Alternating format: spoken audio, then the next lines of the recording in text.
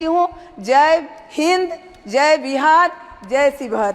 बहुत बहुत धन्यवाद। श्री चंद्रशेखर जी। माननीय सभापति जी, जय भीम। महामहिम राष्ट्रपति जी के अभिभाषण पर धन्यवाद प्रस्ताव पर बोलने को आपने मुझे अवसर दिया, इसके लिए मैं आपका आभारी हूं। सभापति महोदय, सर्वप्रथम मैं बहुजन समाज में जन्मे सभी संतों, गुरुओं, महान पुरुषों को नमन करता हूं, जिनमें महात्मा ज्योतिबा फूले, डॉक्टर बाबा साहब अम्बेडकर और मान्यवर काशीराम साहब को मैं याद भी करता हूं आज के दिन पर। साथ साथ नगीना की महान जनता और भीम आर्मी और हमारी पार्टी आज़ाद समाज पार्टी काशीराम के साथियों का भी धन्यवाद करता हूं। इसके बाद अपने कुल गुरु जगत गुरु सदगुरु रविदास जी महाराज को भी मैं नमन करता हूं, जिन्होंने दुनिया को लगभग 600 साल पहले बेगमपुरा शहर के रूप में दुनिया का सबसे महान लोकतांत्रिक दर्शन दिया। अध्यक्ष महोदय, माननीय सभापति जी, 14 अगस्त 1947 को ये देश अंग्रेजों के अधीन था। 15 अगस्त 1947 को हम लोग आज़ाद हुए। 16 अगस्त 1947 को देश आज़ादी में था, लेकिन धन धरती राजपाट में बंटवारा नहीं हुआ। जो साधन संसाधन थे उनमें बंटवारा सही रूप से न होने के कारण एक बहुत बड़ी आबादी सुविधाओं से वंचित और सम्मान से वंचित रह गई। उनको सम्मान देने के लिए और अंतिम व्यक्ति तक सुविधाएं पहुंचे, इसके लिए लोकतंत्र की व्यवस्था हुई। लेकिन आज़ादी के 70 साल बाद भी हम कहाँ खड़े हैं, इस पर ये चिंता का विषय है। मैं मानता हूं कि सामाजिक न्याय तभी होगा माननीय सभापति जी, जब जातीय जनगणना पूरी होगी और जातीय जनगणना कराई जाएगी और साथ साथ संख्या के आधार पर आरक्षण जो है वंचित वर्गों का बढ़ाया जाएगा। उसके साथ साथ जब राष्ट्रपति जी अभिभाषण पर बात रख रही थी तो उन्होंने शहरी और ग्रामीण क्षेत्रों के विकास की बात कही और ये भी कहा कि दुनिया में सबसे उत्तम शहर हमारे यहाँ बने। लेकिन माननीय सभापति जी, 70% आबादी तो गांव में निवास करती है, तो गांव की आबादी के बारे में भी सोचना होगा कि उनका जीवन कैसे बदले। माननीय सभापति जी, उच्च शैक्षणिक संस्थानों में बहुजन समाज के जो छात्र हैं उनके साथ कास्ट एट्रोसिटी हो रही है, निरंतर उनकी हत्या हो रही है। साथ साथ जो सरकारी कर्मचारी हैं दफ्तरों में, उनके साथ भी जो SC ST OBC और मुस्लिम और अन्य धार्मिक अल्पसंख्यक, उनके साथ भी माननीय सभापति जी जातिगत और धार्मिक जो है शोषण किया जा रहा है। इसलिए मेरी मांग भी है कि पुरानी पेंशन को भी अध्यक्ष जी बहाल किया जाए। जो कर्मचारी देश की सेवा में लगे हैं उनका भी सम्मान होना चाहिए।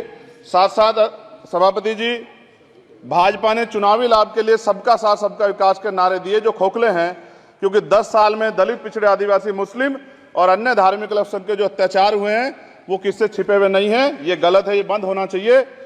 सभापति महोदय जी, महामहिम राष्ट्रपति जी के अभिभाषण में निजी क्षेत्रों में SC ST OBC को रिजर्वेशन देने का कोई उल्लेख नहीं हुआ है, जो कि आज चर्चा का विषय, क्योंकि 98% प्राइवेट सेक्टर है, 2% सरकारी सेक्टर है, तो 98% प्राइवेट सेक्टर में भी हमारी हिस्सेदारी की बात होनी चाहिए। माननीय सभापति जी, आशा कार्यकर्ताओं, आंगनबाड़ी वर्करों, भोजन माताओं के वेतन वृद्धि पे भी कोई उल्लेख नहीं हुआ है, वो भी अभी नंगे, उन पर भी सोचना पड़ेगा। माननीय सभापति जी, जिस क्षेत्र से मैं चुन के आया हूं नगीना से, वो बहुत पिछड़ा क्षेत्र है। उस क्षेत्र में कोई विशेष आर्थिक पैकेज नहीं दिया गया, रोजगार की सेवाएं नहीं है, नौजवान पलायन करता है। IIT, IIM, एम्स, केंद्रीय विद्यालय आदि शिक्षा में और चिकित्सा संस्थानों की स्थापना होनी चाहिए, जो कि नहीं है। और माननीय सभापति जी, मानसून सत्र आ गया है, मेरा क्षेत्र बाढ़ से बहुत प्रभावित है, इसलिए मैं आपसे आग्रह करूंगा कि वहां के लोगों को बाढ़ से निजात दिलाई जाए। माननीय सभापति जी, चीन हमें आंख दिखा रहा है और लगातार हमारे देश की सीमाओं में घुसपैठ कर रहा है, इसलिए अग्निवीर योजना को हटाकर पुनः सेना भर्ती शुरू की जाए और साथ साथ भारत की सबसे प्राचीन व बहादुर रेजिमेंट में से एक चमार रेजिमेंट को पुनः बहाल करा जाए, ऐसा भी मेरा आपसे आग्रह है। माननीय सभापति जी, पिछले सारे प्रधानमंत्रियों ने मिलकर जितना कर्ज लिया है उससे दुगना कर्ज हमारे वर्तमान के प्रधानमंत्री जी ने लिया है। किसान अगर अपना कर्ज माफ कराने के लिए जाता है तो लाठी झेलनी पड़ती है, जबकि सरकार ने धन्ना सेठों का 15 लाख करोड़ रुपया माफ किया है। इस ओर हमें ध्यान देना पड़ेगा, हमारी आने वाली पीढ़ियों को ये कर्ज चुकाना पड़ेगा। माननीय सभापति महोदय जी, किसानों को MSP की लीगल गारंटी तथा किसानों का कर्ज माफ होना चाहिए। साथ साथ 2 अप्रैल 2018 को SC ST के बच्चों पे बहुत बड़े पैमाने पे मुकदमे लगे थे, वो हमारी लड़ाई सही थी, ये सुप्रीम कोर्ट ने माना और बाद में सरकार ने माना, वो मुकदमे तुरंत वापिस होने चाहिए। माननीय सभापति जी, प्रेस जो है उस पे भी शिकंजा कसा जा रहा है।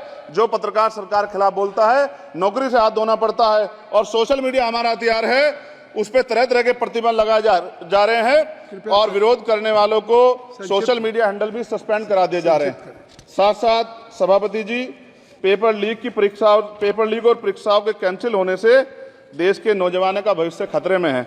नीट, यूपी सिपाही भर्ती सभापति जी और 69,000 शिक्षक भर्ती में आरक्षण घोटाला हुआ है, कोई पूछने वाला नहीं, खून के आंसू रो रहे हैं बच्चे, बेरोजगारी का दंश युवा झेल रहे हैं। इसलिए मेरा आग्रह है कि युवाओं के लिए कृपया समाप्त करें चंद्रशेखर। माननीय सभापति जी, मैं पहली बार बोल रहा हूं, आप कहेंगे मैं बैठ जाऊंगा, मैं आपकी बात, मैं संवैधानिक मर्यादा का पालन करूंगा, मगर हम तो माननीय सभापति जी सुन ही रहे हैं। आप बोलिए, 1 मिनट। धन्यवाद। एक मिनट और बोलिए। अध्यक्ष सभापति जी, नारी सम्मान की बात करने वाली सरकार, हमने मणिपुर देखा सर, हमने पहलवान बेटियों का हर्ष देखा सर, और हमने सर हाथरस की बेटी का हर्ष देखा सर, और हाथरस के परिवार को जो वादा किया था सरकार ने वो भी पूरा नहीं किया, और महिलाओं में भी स्पेशली दलित, पिछड़े और मुस्लिम वर्ग की, आदिवासी वर्ग की महिलाओं के साथ आज भी एनसीआरबी का डाटा कहता है सर जो जुल्म हो रहा है वो सहनीय नहीं है सर। साथ साथ कोविड में तैरती, हमने कोविड में बहुत सुना सर, कोविड में तैरती लाशें भी गंगा में हमने देखी है सर, और मजदूरों का हाल भी हमने देखा है। सभापति जी, बस सब समाप्त कर रहा हूं। नोटबंदी पे छोटे मजले उद्योग की जो कमर टूटी वो भी हमने देखी है। सभापति जी, शैक्षणिक संस्थानों, विश्वविद्यालयों में, चिकित्सा संस्थानों में ओबीसी एसटी के योग्य अभ्यर्थी को एनएफएस करके जिस तरह निकाला जा रहा है, लेटरल एंट्री करके जिस तरह हमारे रास्ते बंद किए जा रहे, ये भी हम देख रहे हैं सभापति जी। साथ साथ मेरा ये कहना है सर, ये सबका इशू है कि प्राइवेट कर्मचारी सर और सरकारी भी कई जगह पे 8 से ज्यादा घंटों से काम करते हैं, और उनको जो सर उचित वेतन भी नहीं मिलता, तो न्यूनतम वेतन 20,000 रुपए तय हो और 24 घंटे की ड्यूटी। उदाहरण के तौर पे यूपी पुलिस सर बहुत पूरा काम करते हैं वो लोग, वो राज्य के विषय हैं। आप सर मैं आपके राज्य सरकार के लिए भी आपके संज्ञान में डाल रहा हूँ विषय सर। पुलिस सब जगह है सर, लेकिन सवाल ये है सर, बहुत पसीना बातें हैं, 8 घंटे की ड्यूटी और वेतन विसंगति, वोटर स्कीम से उनको जो बाहर किया जाए। माननीय सभापति जी, 1 मिनट चाहिए सभापति जी। राष्ट्रपति जी ने धर्म के बारे में बात की थी, राम मंदिर से पहले हमारे गुरुघर तुगलकाबाद का फैसला आया था राष्ट्रपति जी, वो सभापति जी अभी तक दिल्ली में स्थित सदगुरु रविदास जी महाराज का गुरुघर नहीं बना। साथ साथ सभापति जी, अपनी बात को खत्म करते हुए मैं आपसे कहना चाहता हूं कि जितना देश दूसरों का है सर, इतना हमारा भी है। हम मरने के लिए पैदा नहीं हुए, जो चाहता है हमारी हत्या कर देता है। मूछे रखने पे, घोड़ी पे बैठने पे, मटकी छूने पे हमारी हत्या हो रही है। क्या बदला है सर 70 साल बाद भी? दलित, पिछड़े, मुसलमानों पे हिंसा नहीं रुक रही है सर। मेरा आपसे संरक्षण के साथ ये आग्रह है कि इन घटनाओं को रोका जाए, और देश किसी की बपोती नहीं है, देश संविधान से चलता है सर, और संविधान से चलेगा। संविधान छेड़खानी बर्दाश्त नहीं की जाएगी सर। धन्यवाद।